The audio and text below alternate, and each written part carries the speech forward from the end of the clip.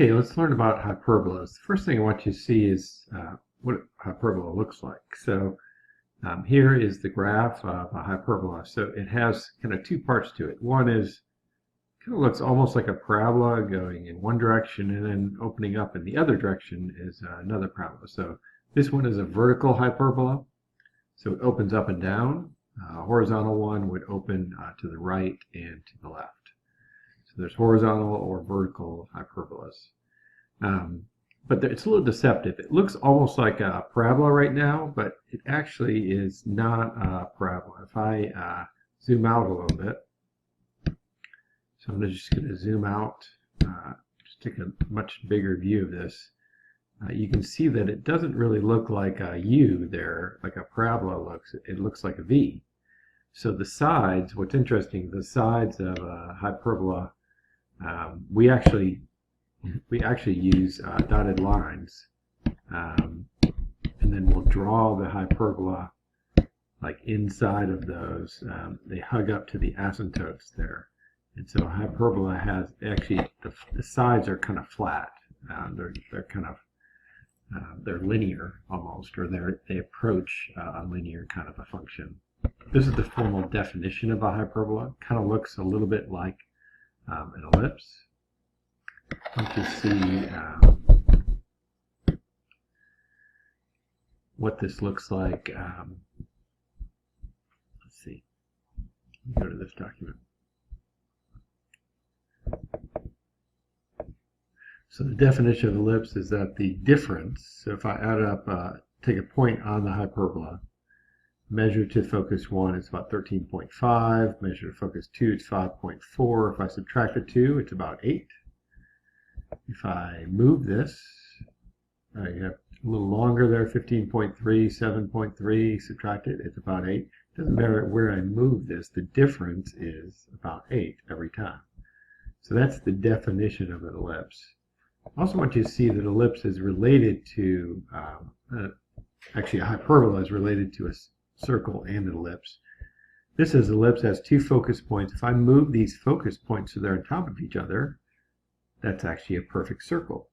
So an ellipse that the focus points are on top of each other would be a circle. If I stretch it out, the eccentricity of this ellipse is kind of squished. It gets more. But if I were to take it outside of the ellipse, those focus points, they would become a hyperbola. So think of a hyperbola almost like where the focus points are not inside the figure, they're outside the figure. So it kind of has parts going in each direction there. So let's look at the formulas. You'll need to copy these down for your notes. There's some similarities with some of the other, with the, say, the ellipses we just learned. So there's a minus sign now instead of a plus sign. You remember with ellipses, it was a plus sign there. Said A is not necessarily bigger than B now, but they're both positive. So with ellipse, A was always bigger than B. That's not true here. This formula has changed slightly. Now it's a plus sign instead of a minus sign. I think that formula is the exact same. We used to call that axis with ellipse the major axis, but now it's called the transverse axis. It doesn't mean it's longer than the other axis, but it does mean that it connects vertex to vertex. In this case, it's a horizontal ellipse because they open to the right and to the left. So the transverse axis connects the two vertice points. So it's a distance of 2a because the distance from the center to the vertex, just like an ellipse, is called A. The distance from the center to the focus is called C. And what's interesting with a hyperbola is C is a little bit bigger than A. With ellipse, A was always bigger than C. So it's kind of in the reverse direction there. We'll talk about how to make this dot box, but if you were to measure the distance from that point to here, it is called B. And we'll talk later about how to get that. One last thing here, the asymptotes, these dotted lines, which we use to draw or sketch this figure, the slope of that, so that's really the slope of those lines, is B over A for every horizontal hyperbola. Good, write down these formulas. I'm not going to talk too much about them. Just write them down in your notes. Again, you can use these. So again, still the vertex is the distance from the vertex to the center is called A. Distance from the focus to the center is called B. I'm sorry, C. That's C. And then if I were to plot these other dots here, the distance from here to here is called B. And so this one is a vertical ellipse because the transverse axis goes from vertex to vertex. That's a vertical transverse axis. It opens up and opens down. And so notice this changed, by the way. It flip-flopped. It's reciprocal. These two changed. These two changed. Here's the big change here. This and this changed. So instead of x squared minus y squared, it's y squared minus x squared. So with the vertical, it's vertical because the y squared term is first.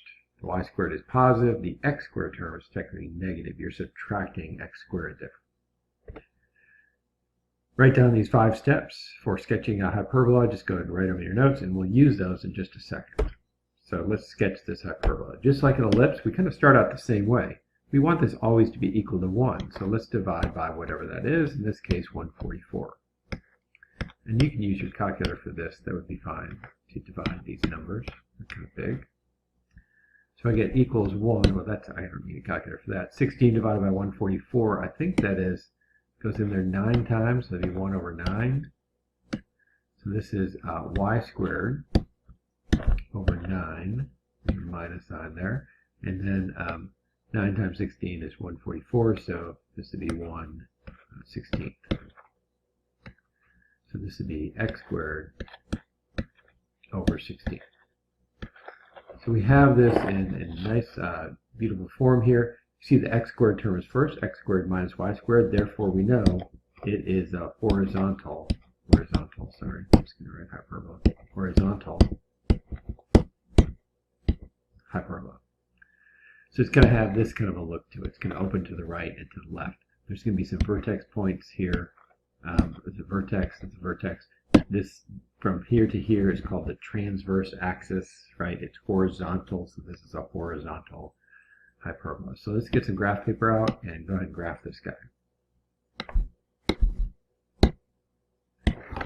Some graph paper.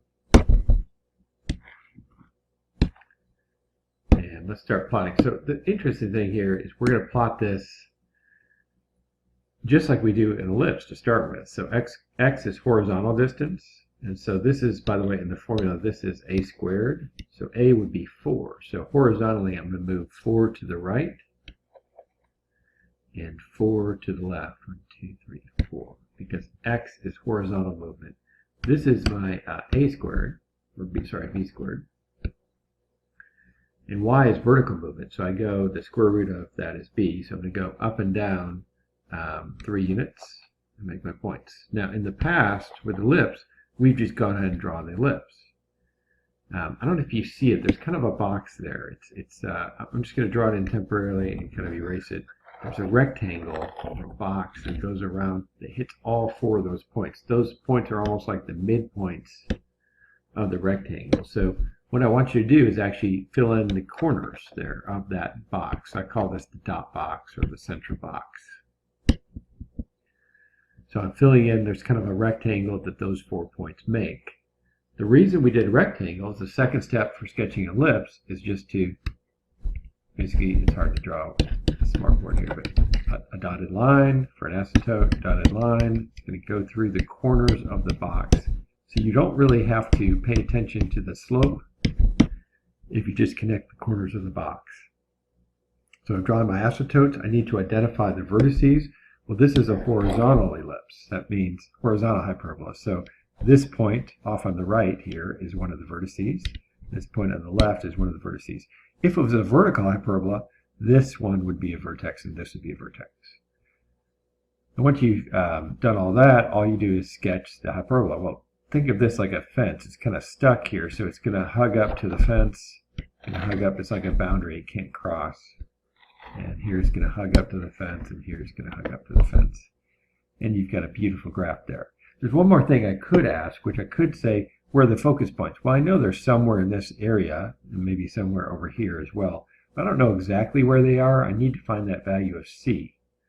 So I know a squared and b squared. If you know that formula, a squared plus b squared equals c squared. Remember, for hyperbolas, there's a plus sign. For ellipses, it was minus. So this would be 16 plus 9 equals c squared. So c squared equals 25. So c equals 5. You might remember that the formula for the focus points on a horizontal hyperbola was plus or minus c comma 0. So you plot the point 5 comma 0 and negative 5 comma 0. Where you can just kind of look at it and go, well, I know this is the transverse axis from vertex to vertex. Just outside of there somewhere will be the focus points. It's going to be a distance of c away from the center. 1, 2, 3, 4, 5. 5 units away because c is 5. That's going to be our focus point at the order pair 5 comma 0. Again, you could have just used the formula there. 5 units to the left of this center would be the other focus point at negative 5 comma 0. Let's try one more problem here. So we've got some information, not really an equation. We're supposed to find the equation, I guess, here, right? So let's get some graph paper out and sketch what we know, and maybe that will be enough here. So the first thing I see is vertices are at 0, 2, so there's a vertex right there, and there's a vertex right there. Right away, you know the center's got to be there. So from the distance from the vertex to the center is a, so a must be 2. Right away, just from knowing this, we know that a is equal to 2. There's another thing that's given to us here. The asymptotes are y equals plus or minus 2. I think that's supposed to be 2x there is the equation, plus or minus 2x. So that's the slope here. So if the slope is 2 and the y-intercept is 0, it crosses right here. Slope is 2, up 2 over 1, up 2 over 1. I'm going to make some slope points here. I'm going to go down 2 over 1 the other direction, down 2 over 1, down 2 over 1. And so I can draw my dotted line there.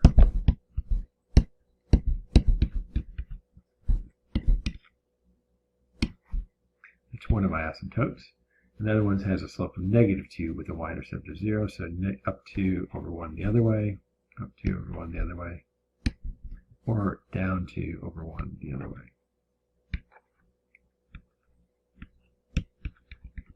So I'm going to plot those points, or draw the asymptotes. The dotted line. It's kind of tough to do with this, but you can get the idea.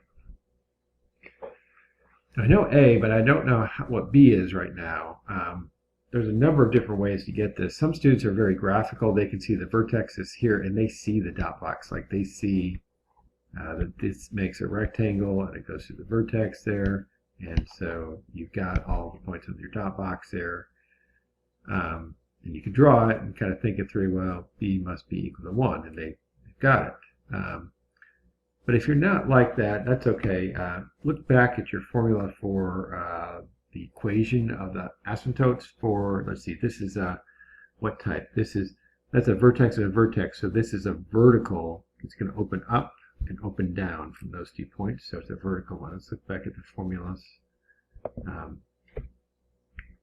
for vertical. There it is, A over B. So we need A over B is the slope. So if you're a formula person, it would be fine to think of it this way. Y equals plus or minus A over B times X, right? So the slope here is really A over B. The slope of the given equation is 2. So I could set those two things equal. I could say, well, 2 must equal A divided by B, because 2 is the slope, and A over B is the slope of those asymptotes, plus or minus. Now, A is 2, so let's plug that in. So I get 2 equals 2 divided by B. I hope you know what B is, but if you don't, you could cross multiply this and solve it. You get 2B equals 2 divided by 2, and you get B equals 1. But once you get B equal to 1, we're about there, right? We can just write the equation. Look back at your formula. Go here. Let's see, vertical ellipse y squared over a squared minus x squared over b squared equals 1. So it'll be y squared minus x squared. I know that's because it's vertical. And in the denominators, Y, you're thinking about the a squared term. It goes down here. Well, a is 2, so that would be 4, because we're going up and down 2, so that would be 4. 2 squared is how I got that, a squared. B squared goes here. B is 1, so b squared would also be 1, because I go 1 unit to the right in my dot box there. And that's the equation of this hyperbola.